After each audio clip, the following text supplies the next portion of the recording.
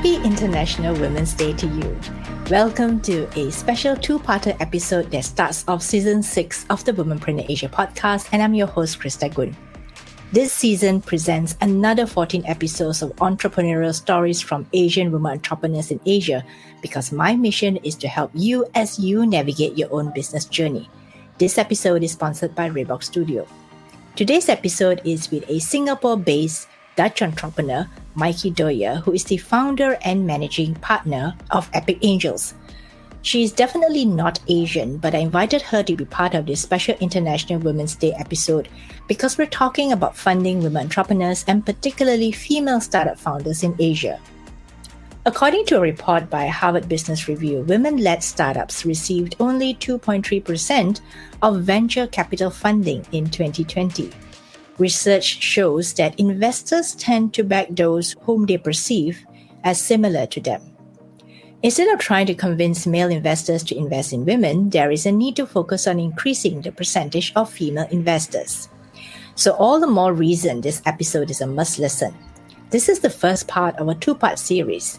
The next episode is about how women can become angel investors, and Maaike will debunk some of the myths about angel investing, as well as invite you to be part of her angel investing network if you qualify. If you know any female startup founders who need to hear this episode, do share this with them.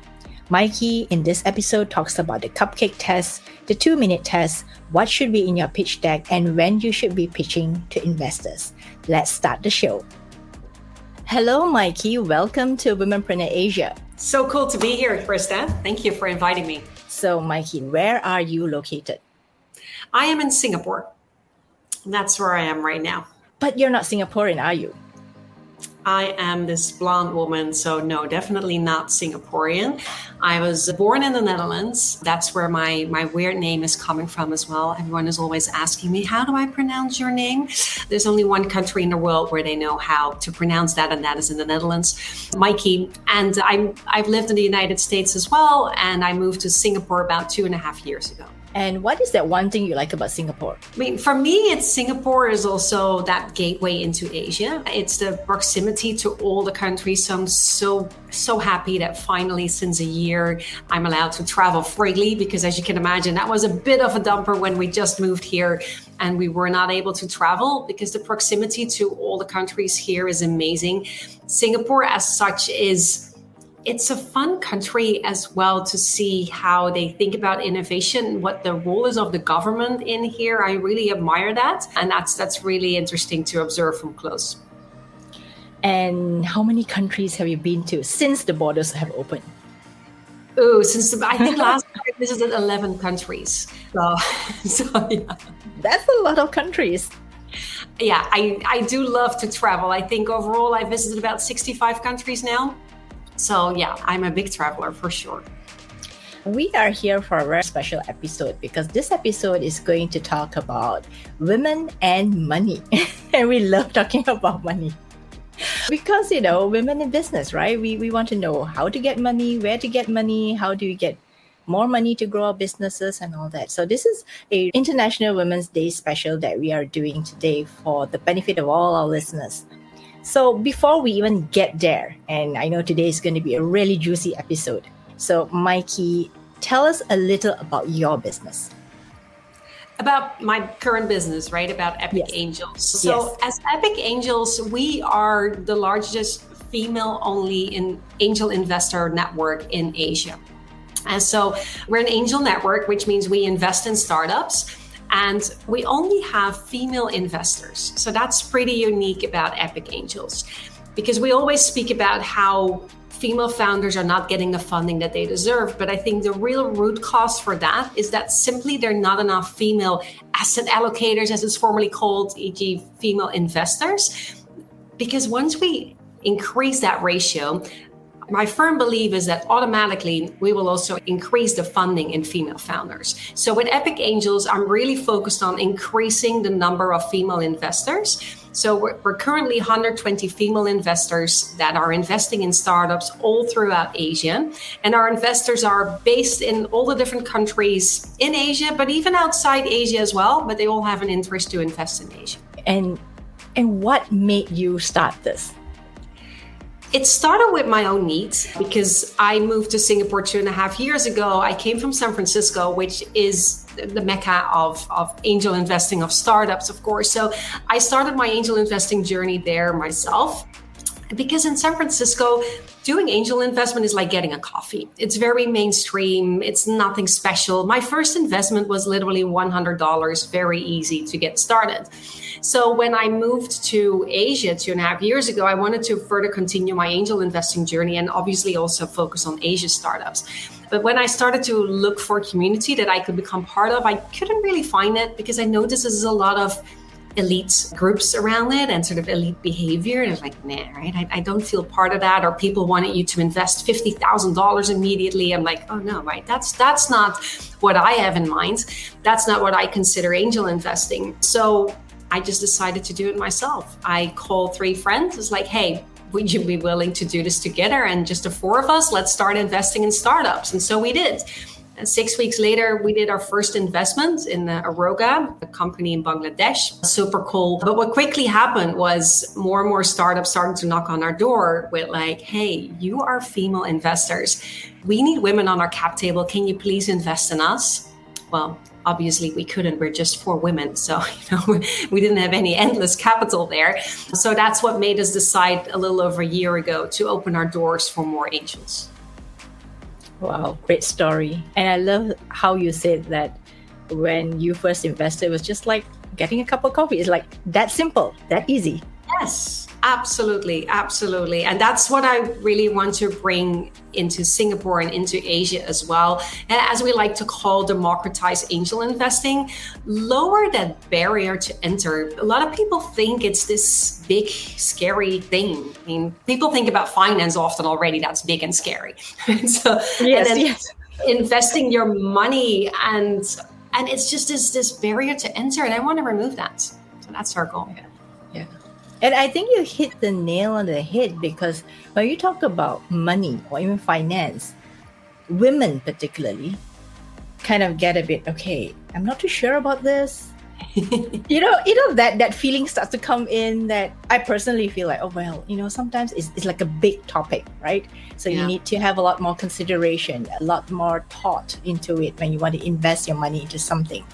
But let's back up a little bit. For those who don't know what it means, can you just explain what angel investing is versus regular investing?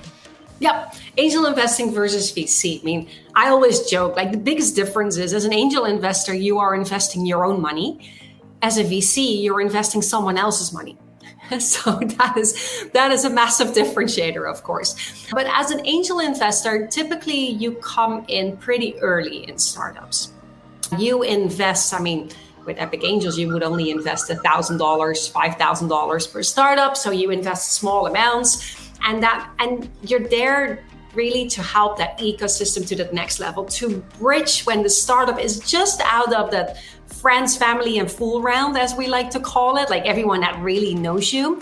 You're not yet big enough to get the bigger money for your Series A from VC companies. But there's that phase in between. Your family isn't rich enough, right? And your friends aren't rich enough to cover you for that episode. And that's typically where angels come in. We're like, hey, we see the potential that you're having. We see your growth trajectory. Sometimes some early stage VCs come in as well, but more often not than they do. And that's where angels play a role. Angels always in general really like to support you, to mentor you, to advise you, to open up their network, because in the end, it's in everyone's advantage, of course, that you as a company really grow. Because if you grow, the investor will grow as well. And so it's very high risk as an angel investor. You're putting in your own money, and that makes it scary, of course. That also makes it sometimes difficult to deal with angel investors versus a VC firm who sometimes is a bit more rational in their investments. Thanks for that definition, because we wanted to get it out there so that people don't have vague ideas about what angel investing is all about. And so, Maaike, why Asia? Why now? Yes. And so I'm born in Europe. That's where I lived the longest. I went over to the United States. That's where I lived quite some years as well, and now in Asia. So those are at least the 3 continents that I've been observing close. To my personal opinion, Europe is retired. They're all on their pension plan already. It's somehow it's a little too good in Europe. People are a little too comfortable. There's not really an urgency to change things. So you see that innovation and change is pretty slow. And I'm generalizing, obviously, right? There are absolutely exceptions, but this is generalizing. So you see the same thing for startups. People don't want to take all that risk because you can just, you can live your comfortable life already with what you have. In the US, I think you have that sense of urgency in the US. You really see that drive. You see the thinking big. People really want to get the American dream. That is a big plus what I see in the US. However, they like to blow up a lot of things with a lot of blah, blah around that. So they also blow up their valuation. And you easily see that, you just put the word AI as a startup in your pitch deck, and all of a sudden you get above 10 million in your valuation just because you use the word AI, right? So it's overvalued, but to a big extent. And again, I'm generalizing, but that's what I see that's happening. Also, all the US startups are focused on the US, rightfully so, because it's a massive market. And why would you go to all these tiny little countries everywhere else, right? Where you have the US as that booming economic force already there. Asia, what I really like about that, this is sort of, I call it like the juveniles. And you can see that it's turning into adolescence. There's a lot of moving elements. Some are like, I'm not sure if you're staying on the right path or not, but that's okay, right? That's part of that phase. But I think that's where the growth and the potential really is. Just as a whole region, this is where the economic growth will be in the next decade. I firmly believe that. So that's what makes me really excited. I mean, also as an angel investor, if I put $5,000 in a startup in the US, it's gone the next day, right? It's just gone. If I do $5,000 in a startup in Cambodia, I was just on the phone with one, it will actually go somewhere, right? And they can actually do something with my money. So there's also the matter of making an impact and really being part of that economic growth of the whole region. And you were talking about someone that you were on the phone with, someone in Cambodia. Is that something that you are able to talk about, or is it still in the, okay, I haven't done anything yet, so I'm not able to talk about that? I haven't done anything yet, so not able to talk about that. But it's just in general, I think I see about 100 startups every month. And we make an investment on average in one every month. So there is a lot of process happening to get from 100 to 1. So this was one that was probably in the last 25, 30, right, of those hundreds already. And so doing a good job there. And it was just the first conversation indeed that I was having with this woman in Cambodia.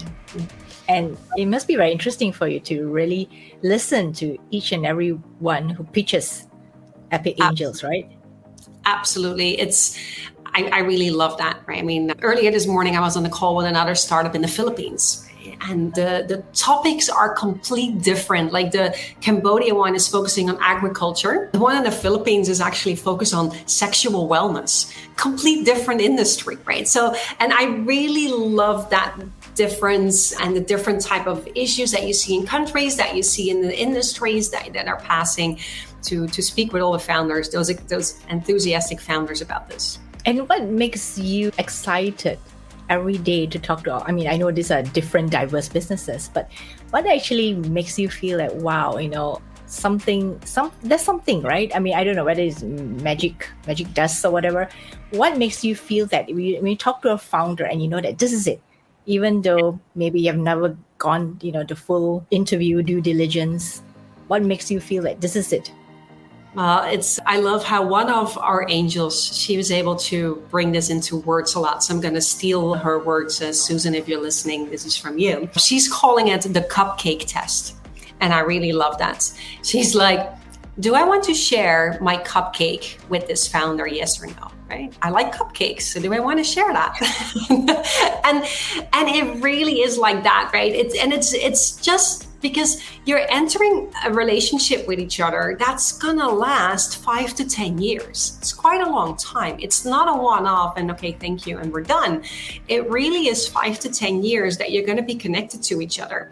And we don't know what the world is gonna be in those next 5 to 10 years. I mean, things change rapidly. We've seen that over the past years and more to come. Something's good, something's bad, right? You never know. So this founder, you need to trust this founder. I mean, as we say at Epic Angels, we invest in founders who refuse to die, but at the same time, choose agility over ego, because some founders are so in love with their own ideas. And I'm like, no, you need to open your eyes and see what's really happening outside, right? Don't stay focused on your solution, focus on what's the problem that you're trying to solve.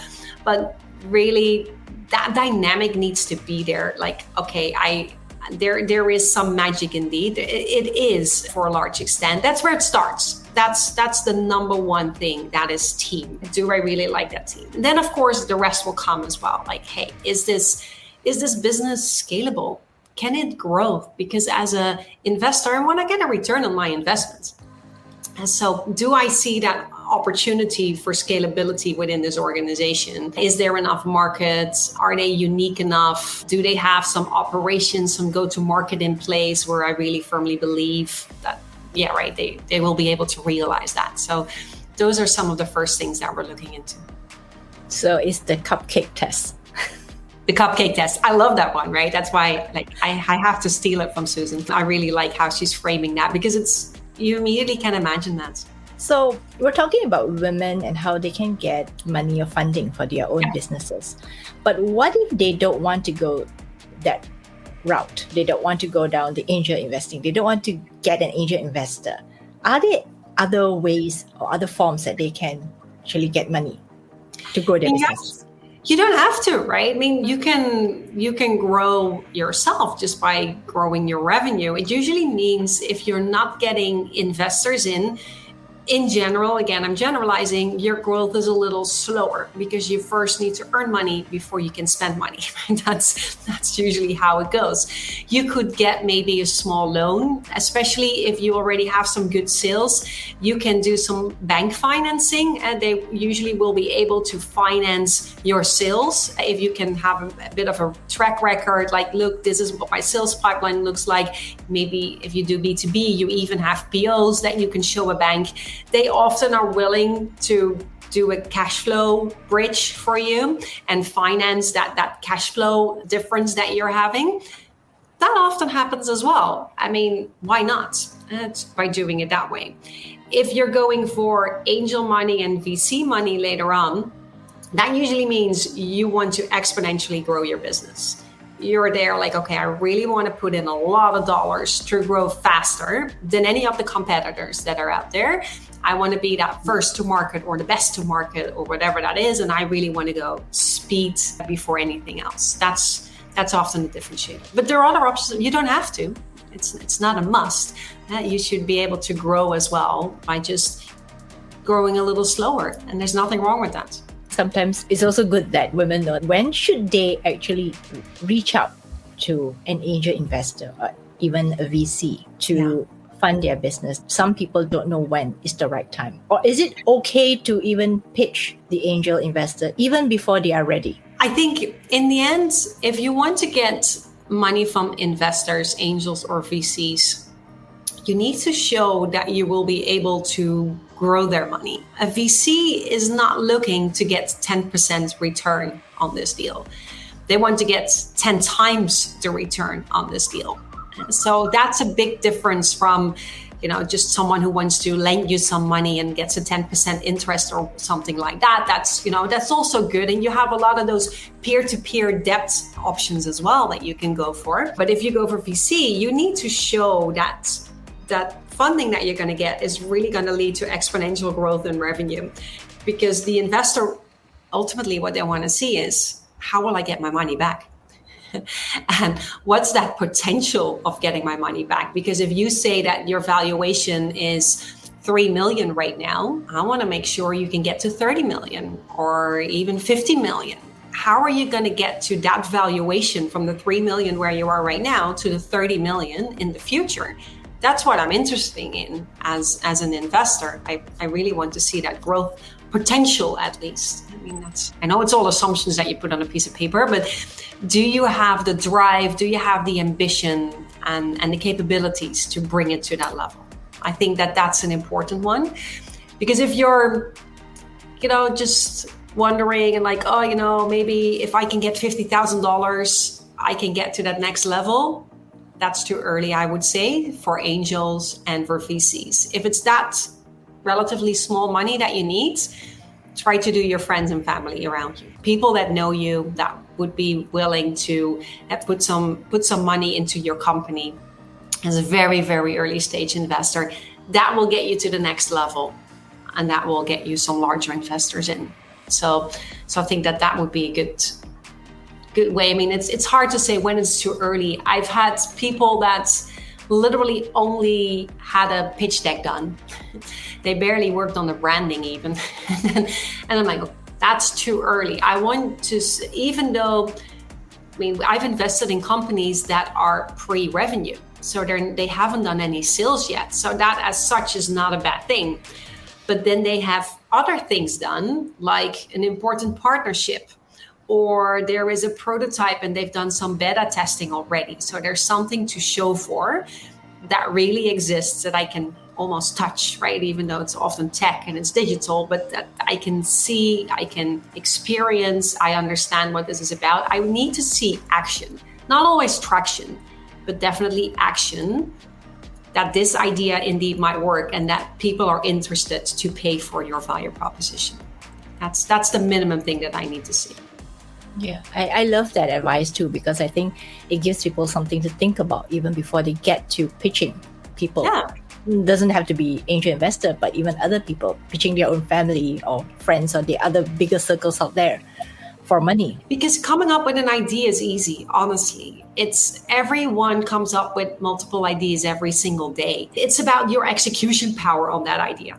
That's what you need to show, even though it's not implemented yet for whatever good reasons, right? But really, that's the focus that I want to see. And are there any pros and cons of working with investors? The pros are you get a large network and sort of human database of knowledge around you. When you do get investments, use that smart. That was interesting. I had a conversation with one of our angels yesterday, and she said, like, Maaike, I would love to do more mentoring. I said, yeah, right. I agree with you. And sometimes we offer and then they don't take up on our offer. Like, why not? And then everyone is so busy. So don't forget that if you go for investors, they have knowledge, they have network. Are you looking to recruit someone? Send it over to your investors and say like, hey, I'm looking for someone in this role. Do you happen to know someone? Or simple thing, could you help me share this LinkedIn post? Just very, very simple things. Your investors will immediately love doing that for you. They love to help you. So that's a big upside that you have. They are willing to mentor you, to coach you, to help you with whatever that's needed at that moment. Downside is, it can be, are you losing control or not? Typically with angel investors, you won't. Usually they're not taking a massive part of your equity. So wouldn't worry about that too much. Pick the right angels, of course, that you feel just. You also, as a founder, need to be willing to share your cupcake with the investor, right? It goes both ways, that cupcake test, obviously. And don't go into an investment with someone that you don't want to share your cupcake with either. That's not going to go well. So really focus on that relationship, on that part, and then that should help you. I think that's the biggest thing, the control or the sense of control, because investors have an opinion. And that's not always your opinion. So you need to be strong with that and be able to focus on what you believe is right for the organization. When we talk about equity, is there a certain part of the equity that a woman-owned business has to share? Or is that up to negotiation between the angel and the person? It's up for negotiation always, of course. And in this very early stage, it's normal not to do equity, but to do a so-called SAFE, which is a simple agreement for future equity. If you're looking into funding, Google that, right? SAFE from Y Combinator. It's a standard. It's a beautiful document. It's sort of like a convertible debt, as it's called. And basically what that means is, hey, dear investor, I think our valuation is going to be around this space, but I don't know yet because there's so many parts moving. You can come in right now. Maybe next year when I go into my Series A, or the year after when I'm going into a so-called priced round with some larger VCs where I really need to have that equity and that real valuation, you can come in, but you're going to get an extra discount because you came in a year before that one. And so as a reward, you're going to get some discount on that price that this other party is getting a year from now. So that saves you a lot of discussion about what is that actual valuation, yes or no. Plus, the real good part is for equity, you need lawyers because your cap table needs to be adjusted. And sometimes it's all new and you don't know how it works. And these lawyers are always very expensive. And lawyers are usually also very slow. So it doesn't help you either with that perspective. A SAFE note, you can literally download it from the Y Combinator website. It's a default document. There's even a sentence in there that says that you didn't change anything in the whole document. The minute I'm getting as investor, I'm getting a SAFE note, and that sentence is in there. I don't even read the document. I just read the valuation and the discount because that's what I'm interested in. I don't read the rest of the document. We both don't need a lawyer. We can sign it and it's done. Of course, when that sentence is not there, then I will ask the questions like, hey, you changed something here in the document. Why, right? What have you been changing in here? Now I'm getting curious. Now I want to know. And so that's a super easy thing to avoid any legal blah, blah, plus legal costs at this stage, and to actually not really immediately going into the valuation. Oh, but maybe one more tip there on valuation. On average, what we see is that the amount you're raising is about 20% of your valuation. So if you're raising 400K, I'm expecting your valuation roughly to be at 2 million, right? So it really is roughly that 20% ratio that we're seeing. If you're raising $1 million, I'm expecting more in the terms of the 5 million, right? So that's a ratio that is very common to see in startups.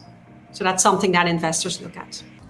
It's a great way of looking into the investing world and seeing that, okay, these are some of the things that helps both the investor and the woman business owner together, right? They've not been in this game long enough to know what should be done and what shouldn't be done. Yeah. And I mean, that's a whole other point, right? Too often I see that, you prepare your pitch deck and then immediately you approach the investor that you would think is good to invest in your business. But don't start with the investor that you really want. Start with an investor you probably don't want. Because it is just like with your business. In your business, you need to build prototypes. As an entrepreneur, you've already known, like, I need to build prototypes. I need to do my beta testing before I go live. You need to do the same thing with your pitch deck. What's your prototype? What's your beta testing before you go live? Now, what can you do to get feedback from as many people as possible? Which could be, maybe you can find some mentors, maybe some people around you. There are always ways to get quick, fast feedback. I've even had angels approaching me saying like, hey, I'm not pitching yet, but I'm working on my pitch deck. Could I get some tips from you? So yes, right, that is something that we often help with, or not all the time, obviously, but that is a good way. And be careful with that one, because of course, I immediately have an opinion when I do that, right? So, and it's hard, that first impression, to change that later on. So be mindful of who you approach for that, but practice as often as you can. After every conversation, change your pitch deck. It is weird if your pitch deck stays the same. Change it. Oh, another tip. When you share your pitch deck with investors, don't share the PDF. Share a link, whether it's a link to a Google Drive or a link to DocSend. Because, after you just spoke to that other investor, what you can do is like, oh, shoot, I quickly need to change something. You change it. And since you only share the link with anyone else, they will see the updated version right away. So you don't need to send them an email with like, hey, here's our updated pitch deck. Just curious, what are some of the top tips you have for a great pitch deck that makes it feel like, wow, it's such a compelling business? Keep it short. That's number one. Keep it short and keep it super simple. On average, investors spend 2 minutes on everything you send them, including your email and your pitch deck. 2 minutes max. So how do you grab their attention in 2 minutes? That's the key thing there. Even was another one. Actually, no, this one was from India. I was speaking to them yesterday. And this was specifically in the fintech space. And fintech can be a little complicated. And I read their deck and I'm like, I sort of get what they're after, but I don't really understand, because there was a lot of beautiful blah, blah, and about the market, and like, this was all beautiful and market opportunity. And I'm like, yeah, but what do you really do? What is you and what are your partners? And so my first question on the call with them was, take me through the customer experience. Take me through, right? This was about fintech and healthcare. Someone is at the doctor. A patient is at the doctor. Now what happens? And so just super simple, explain to me what that process is, or tell me what the current process is, and tell me after your solution what the process looks like. Then I get it. I'm like, oh yeah, right. That's super cool. That really makes it useful. So even though as investors, we have quite a lot of technical knowledge, and we do get that part as well, we're humans, right? So we really want to understand, like, how does that work in the bigger picture? And then you can do all the beautiful blah, blah and technical slides, just throw it in the appendix for everyone who wants to nerd out on that. That's fine, right? And just do it as additional information, but keep it very, very basic and simple and to the point, because again, 2 minutes and that's it that you're going to get. And on the same note, what are some of the worst pitch decks you've ever seen? I'm sure they're long and unwieldy and you can't understand. It's often more the email than the actual pitch deck. My worst one was that an email that started with, "Dear Sir." I'm like, okay. Right? Clearly did not pay attention to who he's sending, or it wasn't he, to who he's sending this pitch deck. That's a little dumb, because it was actually on LinkedIn that I received that message. And so you can see my picture, and I think my picture, it's pretty clear that I'm a woman. So that wasn't smart. So you could see in the whole text that it was pure copy paste. And whenever that is happening, it's the scattershot approach. You can see that this startup is just sending the information to as many people as they can. It's not personalized to me. Like, why would I, or why would we as Epic Angels be interested in that? Nothing, right? This literally is just a copy paste from any investor that they can get their hands on, and they just blast it out, right? That's just the worst, in my opinion, no matter how good your pitch deck is. I usually don't even open a pitch deck when I see that happening. So you're not even getting to that stage. So that makes it really bad. In terms of pitch decks, like, I honestly still see pitch decks that are just bullet points.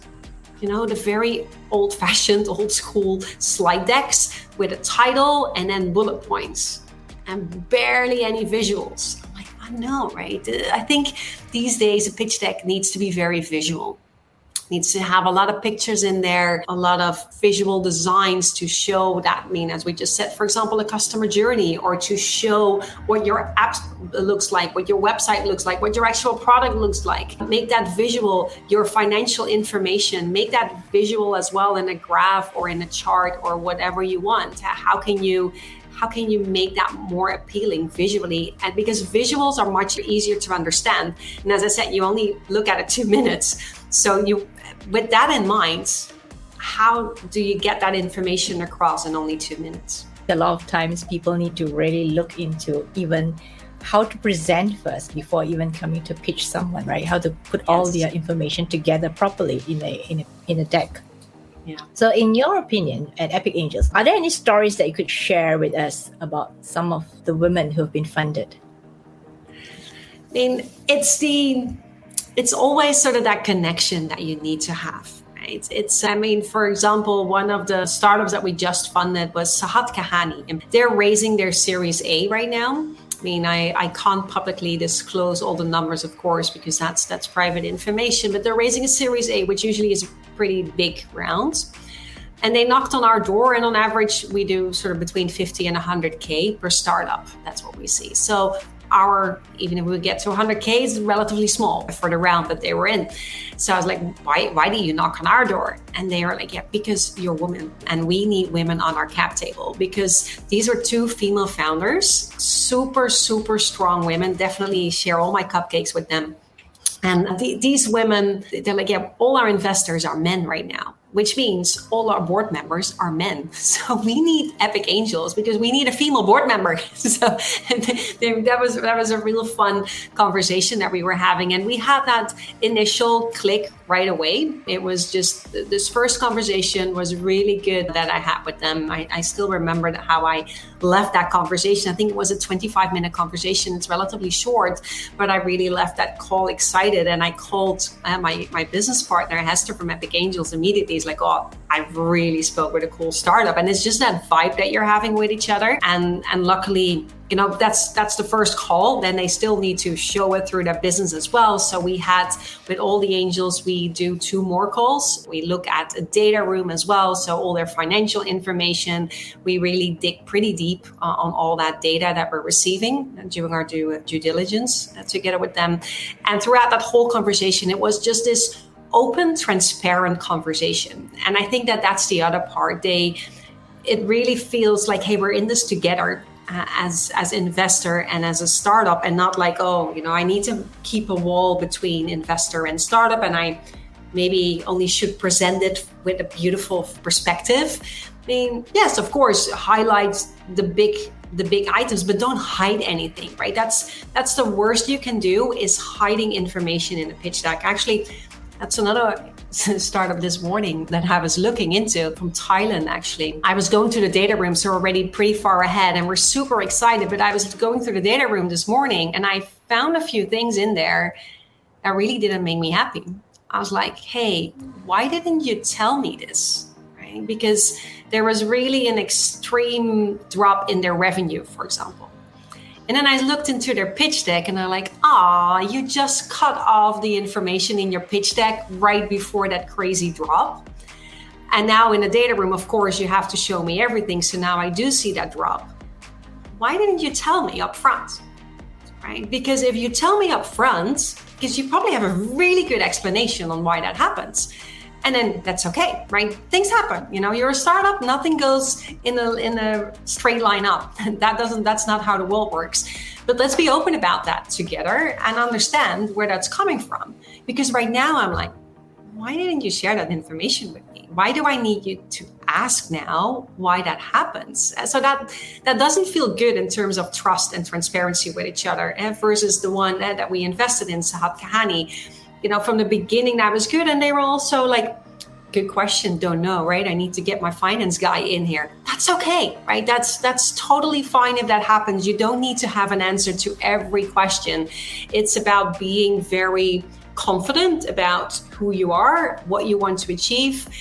And I think that's the most important. And of course, know as well, like, hey, need to get someone else in here as well to answer some of your questions. That's fine, right? That's not a problem at all. And these 2 women that Sahat Kahani, is it? Is that the name? Yeah. Sahat Kahani, yes. Is it an app? What they do, they are healthcare in Pakistan. This was actually super cool because, as I said, like normally we do between 50 and 100K. This one went through the roof and we almost doubled that amount with our angels because everyone is just so super excited about them. We haven't formally announced it yet, but that will follow shortly. And so it was from the beginning, it was that connection, that trust. And what they're doing is, so they're a healthcare platform. Basically, we all know those type of platforms, and just an app where you can call a doctor whenever you need a doctor. You can either do a doctor right now or a doctor later.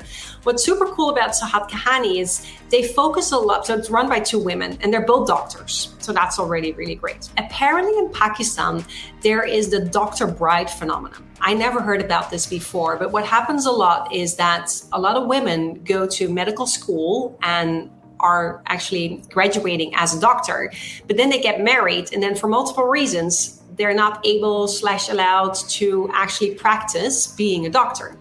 And in most hospitals and so on, they only want you if you can work full time, but that's often not feasible. But through a platform like this, where you can just be remote wherever you are because you're the doctor, and if you just want to work 2 hours on a day, you can work 2 hours a day. If you want to work 20 hours on a day, you can as well, right? That's your decision. That opened up this job opportunity for all these female doctors that really wanted to keep on practicing what they study for, but they didn't have the opportunity, and now they have the opportunity. So I think that was a beautiful mixture of business and social impact at the same time. And of course, these women are, because it's a big part of the platform, they will stay with Saad Kahani because there's so much value in the doctors as well, and not only for the patients. And of course, Saad Kahani is doing a few things very, very smart from a business perspective. So their financials and the forecast looks really, really beautiful. So that was, of course, another main driver for us to invest. Wow, that's a good one, because I would have expected them to be just pure entrepreneurs, but this has an added nuance because they're doctors and they know their problems firsthand. They know what they couldn't do, and therefore they created something to help them. Okay. Yeah, so it's a beautiful story, and often I have a bit of a skepticism. It's like, how can a doctor know anything about business, right? How can a doctor run a startup? that's because I'm coming from, I studied math, right? So I'm really coming more from the business perspective and the finance perspective. But with these women, after speaking with them for 5 minutes, all my doubts were gone. Right? It's just based upon how they were able to articulate themselves, how they were able to give me the information that I was looking for. It's like, oh yeah, don't mess around with these two. Right? They really know what they're speaking about. Yeah. Okay. Are there any on that are funded by Epic Angels that you'd like to share about? Besides, of course, these two wonderful women doctors, entrepreneurs. Yeah, last night I was speaking with Aroga, which is an online pharmacy from Bangladesh. That's been our very first investment, so the one that I was speaking about after 6 weeks. And every 6 months we stay in touch with each other, we hear about them, and we discussed a couple of topics yesterday where I will be able to help them to continue further. So it really is, you're building that relationship with each other as Epic Angels and with them. Or there's another one, Relay Club. Relay Club it's like a social media platform. It's not social media, it's to find your influencer. For example, if you are a business and you are in Malaysia and you say, like, I want to expand into Thailand, how do you know which influencers to reach out to? That's really difficult. It's a different language. Sometimes it's a different culture. So it's really hard. And through their platform of Relay Club, they will help you with some algorithms and some AI that's part of that to find the right influencers for your product. If you want to do market expansion in a different region or even in a whole different country. So that's a super exciting one as well. Invested, another nice one, a startup from the Philippines. They are providing student loans to the bottom of the pyramids, and they came up with a credit scoring that is completely different and brings in a lot of innovation that actually brings their default rate down, and so the risk of that's not getting repaid, but it gets the number of students that are actually granted a loan up. So it's a beautiful one as well. It's business with social impact mixed as well. And so those are a few of the examples of what we invested in. Do you normally invest in businesses with social impact? No, it's that's not a requirement at all. I mean, we're just looking. In the end, the number one thing, yes, it is financial return, right? That is why in the core you are an investor.